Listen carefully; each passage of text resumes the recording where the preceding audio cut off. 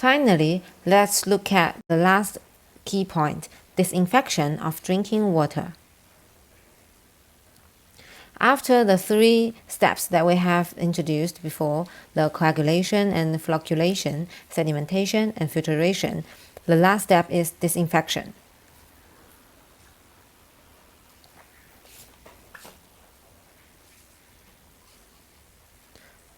So, what is water disinfection? Disinfection is the final process to which water is subjected prior to distribution. All other treatment processes, such as sedimentation, flocculation, coagulation, filtration, cannot give guarantee for safe water. Only the disinfection process can assure that water is safe. Why? Drinking water is disinfected to kill disease-causing microorganisms which may be in it. Many different diseases are spread by drinking water contaminated by microorganisms.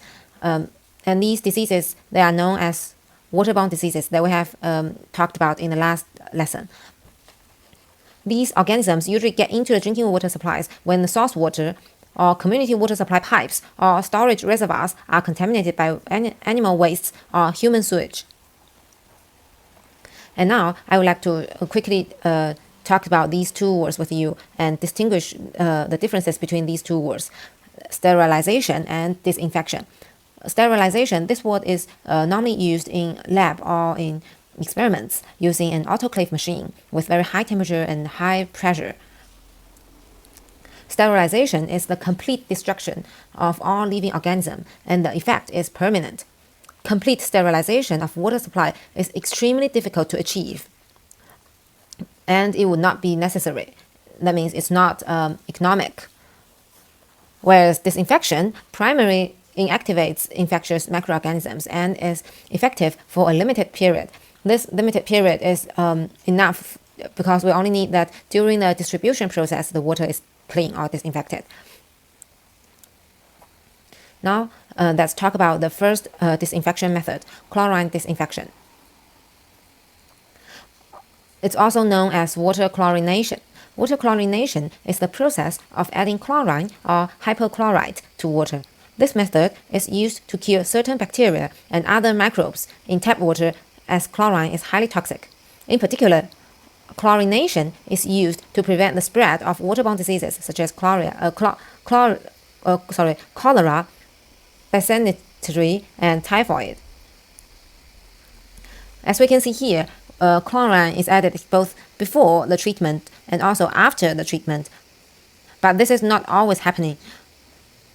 The addition of chlorine twice is known as double chlorination. However, it's not always the case. Post-chlorination at this stage is always used, but pre-chlorination is only used when there is high turbidity and contamination. Chlorine, we need to talk a little bit more about chlorine. Even though chlorine can be used to keep our water clean by disinfecting it and killing germs, and although it does a marvelous job at eliminating most pathogens from water we drink, the use of this powerful chemical has a downside. According to a report from U.S. Council of Environmental Quality, the cancer risk for people who drink chlorinated water is up to 93% higher than for those whose water does not contain chlorine. Why is that?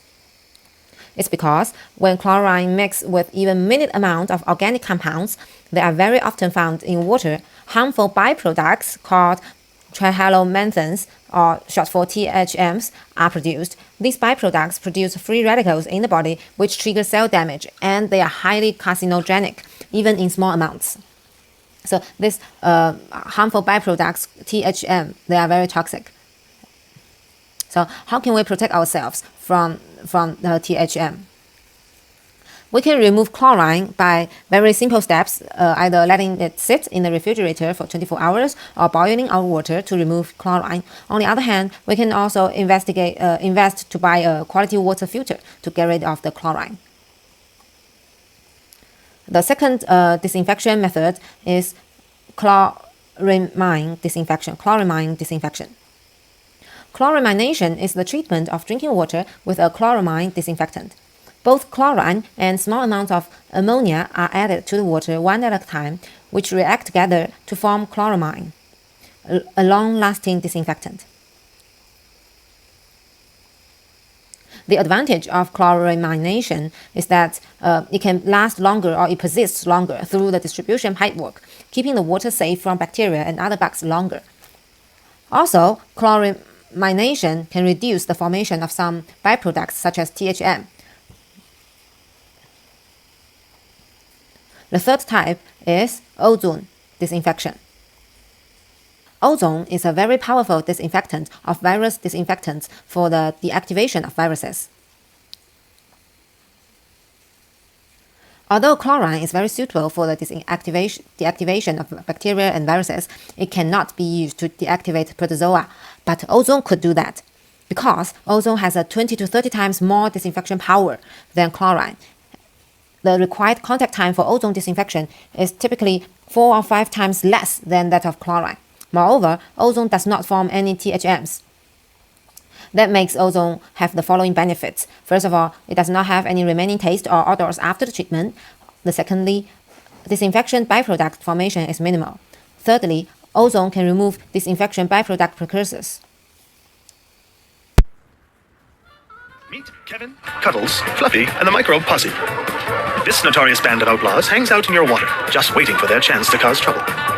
When someone turns on a tap and pours a nice, refreshing glass of water, Kevin and his band of unmerry men charge in, guns blazing, with one goal: to make people sick. How can the reign of terror be stopped? Some people turn to chlorine to come to the rescue. Unfortunately, some of Kevin's friends are scared of chlorine. They are chlorine resistant. If chlorine can't take care of them, what can? Who can keep the water safe? Enter our hero, Captain UV. UV is a physical process, not chemical, and can take out even chlorine-resistant microbes. Just now, we have seen a very short video talking about ultraviolet disinfection, or as we know, UV disinfection. Unlike chemical approaches to water disinfection, UV light produces rapid, effective inactivation of microorganisms through a physical process. When bacteria, viruses, and protozoa are exposed to the germicidal wavelengths of UV light, they are rendered incapable of reproducing and infecting. It has many advantages or benefits because, first of all, UV is a chemical-free process that adds nothing to the water except for the UV light. Secondly, UV requires no transportation, storage, or handling of toxic or corrosive chemicals. Thirdly, UV treatment creates no carcinogenic disinfection byproducts. Fourthly, UV is highly effective at inactivating a broad range of microorganisms, including chlorine-resistant pathogens. Fifth, UV can be used alone or in conjunction with hydrogen peroxide to break down toxic chemical contaminants while simultaneously disinfecting. So if we compare chlorine and UV disinfection, we can see that using UV disinfection, we don't have any disinfection byproducts, no chemical residue, no corrosive, no community safety risk, and no effective against and it is effective against these two microorganisms which are resistant to chlorine disinfection. Finally, boiling water. Boiling water is the most simple way to do the disinfection. By bringing the water to a rolling boil for 3 to 5 minutes. It has many advantages and disadvantages. First of all, let's look at the advantages. It can kill bacteria, viruses, and worms, and it's the simplest and easiest method of disinfecting to remove pathogens from water.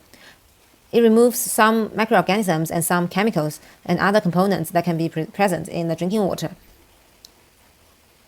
But you also have some disadvantages. First of all, if we use the traditional fuel, like a gas, it can contribute to indoor air pollution. And if we use full consumption, it can be costly, and also it has the risk to be get injured or get hurt from getting burned by the hot water. Also, it does not remove the turbidity chemicals. It does not remove the taste or the smell, color. So if we now we quickly summarize the ways of disinfection that we have mentioned in this short period of time. They are chlorine, chloramine, ozone, UV light, and boiling water.